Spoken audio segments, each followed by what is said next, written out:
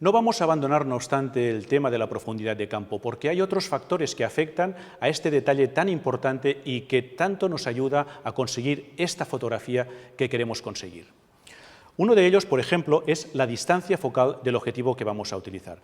Fíjate en esta serie de fotografías que te voy a enseñar. Están tomadas desde la misma distancia, pero con objetivos de distinta distancia focal.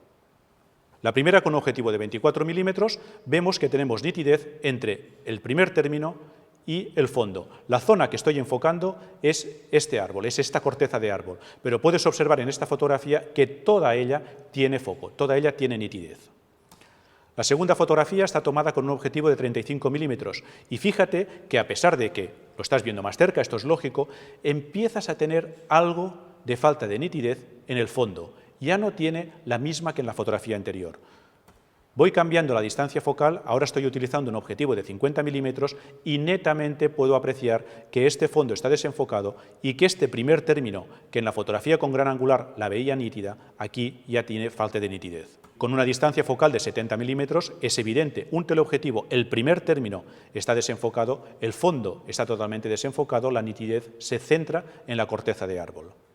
Más exagerado con una distancia focal de 105 milímetros. Solamente tengo un plano de nitidez, el resto está totalmente fuera de foco. Aquí no hemos cambiado el diafragma, sencillamente estoy cambiando la distancia focal del objetivo. Cuanto más angular, más profundidad de campo.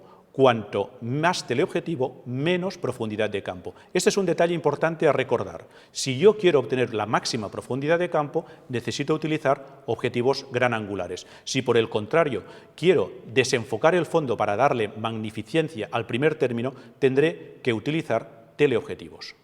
Y existe un tercer factor que tiene una importancia capital en la profundidad de campo. Es la distancia de toma, la distancia entre la cámara y el sujeto a fotografiar. En esta serie de fotografías estoy manteniendo el mismo diafragma y estoy manteniendo la misma distancia focal. Lo único que cambia es la distancia entre la cámara y el sujeto. Fíjate, la primera fotografía, tomada como todas con un objetivo de 50 milímetros de distancia focal, velocidad 1,80, diafragma 8, un diafragma medio. Esta fotografía está tomada a 5 metros de distancia. La siguiente, obviamente más cerca, está tomada a 3 metros de distancia. Fíjate la diferencia. En la primera tenemos nitidez desde el primer término que tenemos en la imagen hasta el fondo. Podemos apreciar incluso las líneas de la fachada de este edificio.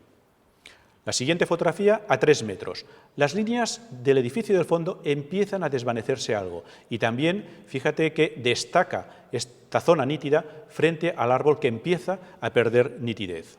A 2 metros es más evidente todavía la falta de nitidez de este árbol, es más evidente la falta de nitidez de los edificios del fondo y también estamos perdiendo nitidez en este primer término. A 1 metro es evidente la falta de nitidez en el primer término y es muy evidente la falta de nitidez en el fondo. Y esto está tomado a 50 centímetros.